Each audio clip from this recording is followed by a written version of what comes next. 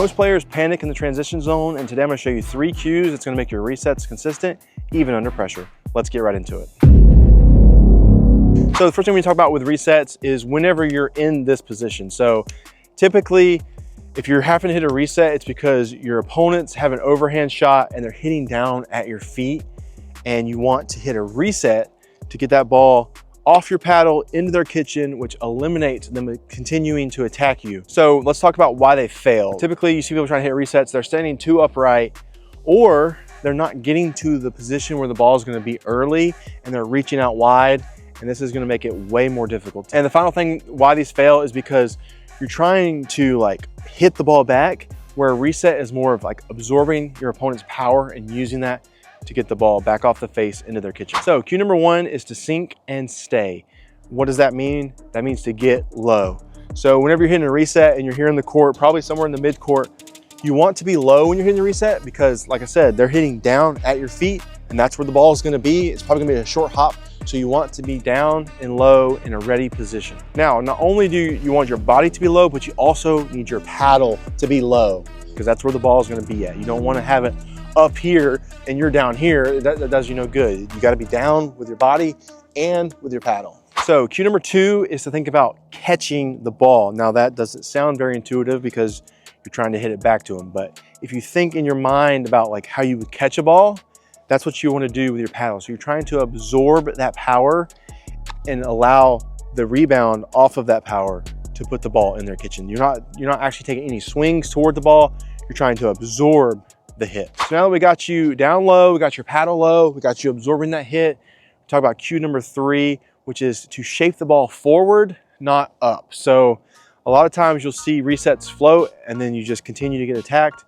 That's not what we want to think about. We want to think about shaping the ball forward. The height of your reset can be determined by how your paddle's angled.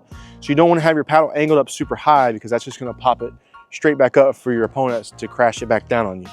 Once you get the angle of your paddle correct, then after you've absorbed that shot, then you want to think about pushing the ball forward and not hitting the ball up. So it's a little bit tricky and it's a lot happening in a short amount of time.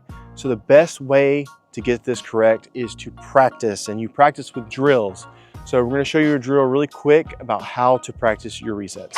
My partner over there is going to be hitting the ball down at my feet. I'm going to be hitting the reset. So I'm going to show you guys an example, and this is also a drill that you can run with your friends. They just catch the ball and they just hit it down your feet, and you just reset, reset, reset. Very simple drill, very straightforward. Let's see if we can get it right. We can get it right. Down low. There we go. Down low. There we go. So another drill that we talked about with our previous video also works here is that 7-11 drill. It's the same thing. One person's gonna be up at the kitchen on the other side.